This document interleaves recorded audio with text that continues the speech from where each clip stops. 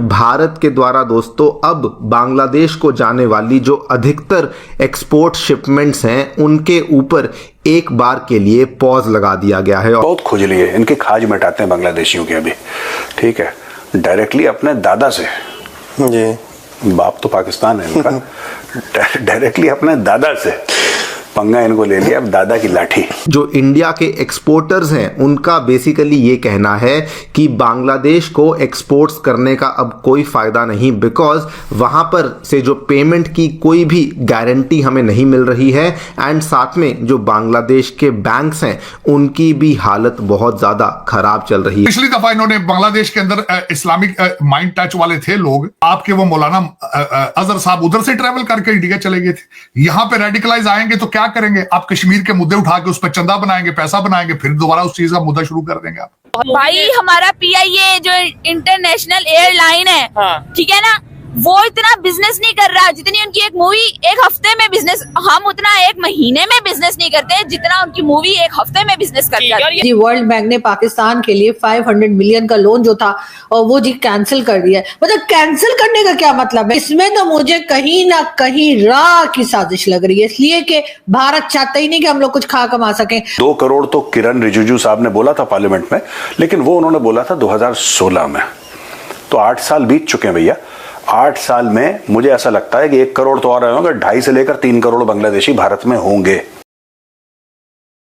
नमस्कार दोस्तों। अब दोस्तों भारत बांग्लादेश का वो हॉल कर रहा है जिस तरह से भारत ने मालदीव्स का किया था, और मालदीव्स लिटरली भारत के सड़कों पर घुटनों पे आ गया था और भारत के लोगों से और भारत की सरकार से माफी मांगने लगा, भीख मांगने लगा, ताकि मालदीव्स की इकॉनमी स्टेबलाइज हो जाए। इसी तरह से दोस्तों अब भारत के जो भी ट्रेडर्स है वे सब बांग्लादेश को पूरी तरह से बैन कर रहे हैं, और रिसेंटली ही डेवलपमेंट के मुताबिक भारत के 20,000 कंपनीज ने पूरी तरह से बांग्लादेश को बैन कर दिया है और कह दिया है कि वे कोई भी अपने प्रोडक्ट्स को बांग्लादेश नहीं बेचेंगे, क्योंकि इस वक्त बांग्लादेश की इकोनॉमिक हालत बहुत ख़राब है और बांग्लादेश इस हालत में नहीं है कि जो भारत के द्वारा प्रोडक्ट्स भेजे जाएंगे उसके पैसे भी रिटर्न करेगा। इसलिए अब हमारी कंपनी से पूरी तरह से बांग्लादेश को बैन कर दिया है और उन्हें एक भी प्रोडक्ट देने से मना कर दिया है। तो चलिए इसी पर आगे पाकिस्तानी मीडिया का रिएक्शन देखते हैं, जो इस वक्त काफ़ी ज़्यादा बांग्लादेश को सपोर्ट करती हुई दिखाई दे रही है।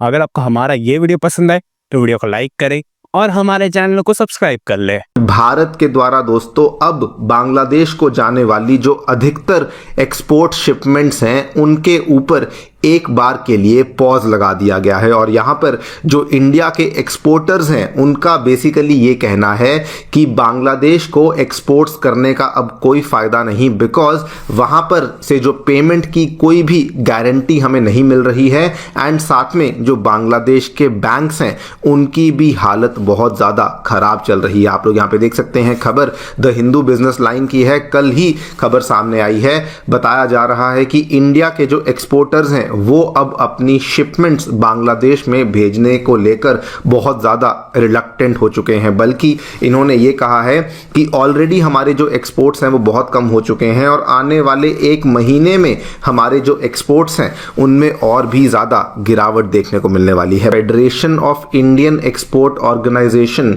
FIEO उसके जो रीजनल चेयरमैन हैं योगेश गुप्ता जी, इन्होंने दोस्तों क्या कहा है कि एक्सपोर्ट्स जो कि भारत से बांग्लादेश की तरफ जाते थे वो अब बहुत ज़्यादा गिर चुके हैं एंड इसके पीछे मेनली जो रीज़न है वो ये है कि बांग्लादेश से अब इंडिया के एक्सपोर्टर्स को पेमेंट एश्योरेंसेस नहीं मिल रही हैं। यानी कि इंडिया से अगर कोई माल बांग्लादेश में जाता है तो बदले में एक लेटर ऑफ क्रेडिट इशू किया जाता है बांग्लादेश के द्वारा, लेकिन अब इंडियन एक्सपोर्टर्स को ये लगने लगा है कि ये वाला जो लेटर ऑफ क्रेडिट है इसको यहाँ पे ऑनर नहीं किया जाएगा, यानी कि पेमेंट समय पे नहीं आएगी, जिसकी वजह से हमारी तरफ से बांग्लादेश को जाने वाले जो एक्सपोर्ट्स हैं वो अब बहुत ज़्यादा यहाँ पे गिर चुके हैं।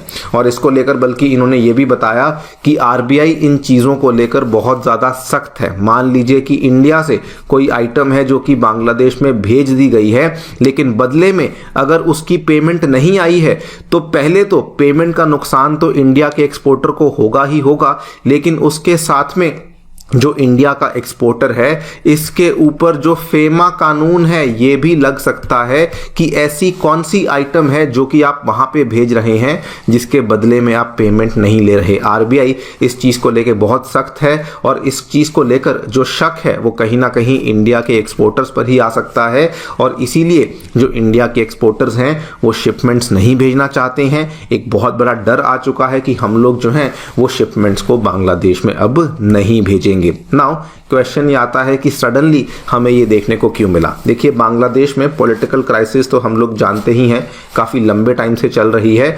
उसके बाद वहाँ पर इंडस्ट्रियल क्राइसिस भी शुरू हुई थी, लेकिन अभी कहा जा रहा है कि बांग्लादेश में जो फाइनेंशियल क्राइसिस है, उनके जो फाइनेंशियल इंस्टीट्यूशंस हैं, उनकी जो ओवरऑल जीडीपी की ग्रोथ है उसके ऊपर भी बहुत सारे सवाल उठाए गए हैं। पिछले 2-3 महीनों में लगातार इस तरह की रिपोर्ट सामने आई हैं। सबसे पहले तो आप देखिए, पिछले ही महीने की खबर है, 20 नवंबर की खबर है, जानी मानी क्रेडिट रेटिंग एजेंसी मूडीज के द्वारा बांग्लादेश के 6 बैंक्स हैं जिनको अब डाउनग्रेड कर दिया गया है 2.5 करोड़ के आसपास। ये मेरा एस्टिमेट है। 2 करोड़ तो किरण रिजिजू साहब ने बोला था पार्लियामेंट में, लेकिन वो उन्होंने बोला था 2016 में। तो 8 साल बीत चुके हैं भैया। 8 साल में मुझे ऐसा लगता है कि 1 करोड़ तो और होंगे, 2.5 से लेकर 3 करोड़ बांग्लादेशी भारत में होंगे। राइट, इनको निकालना है भारत से, इनको निकालना है। और मैं एक बात बताता हूं जी, राइट, ये जो ऑटो पार्ट्स वाले हैं जी, जिन्होंने CTI chambers of trade and CTI chambers of trade ना, chambers of trade and industry ना जी, आप ये लोग जो चीजें बनाते हैं और एक्सपोर्ट करते हैं, let us get in touch with them and let us invite them for the Chanakya dialogues conclave.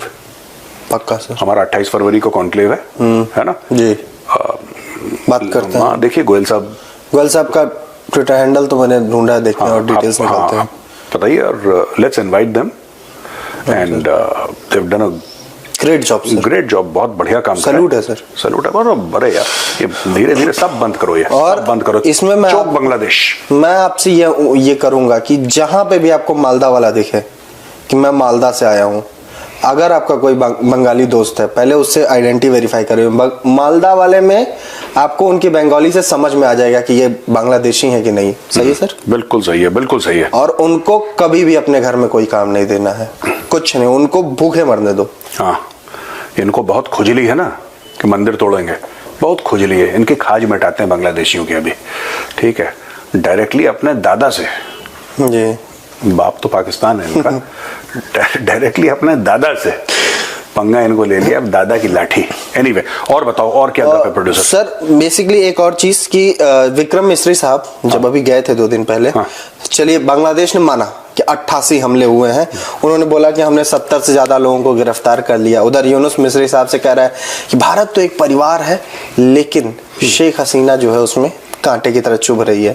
तो विक्रम मिस्री साहब भी आके यहाँ पे विदेश मामलों की जो कमेटी है उस पर बोलते हैं कि हम शेख हसीना के बयान से दूरी बनाते हैं, हम शेख हसीना के बयान हम उसका सपोर्ट नहीं करते हैं। उन्होंने ये बोला है सर, क्या सही है सर शेख हसीना के बयान से दूरी बनाना? हाँ ठीक है, देखिए बात यह है कि आपको शेख हसीना के बयान को ना सपोर्ट करना है ना उसके खिलाफ बोलना है। शेख हसीना भारत में है और शेख हसीना का अधिकार है जो उसको बयान देने दीजिए। आप शेख हसीना ने ये बोला है कि आप उसके बयानों को सपोर्ट करिए? नहीं।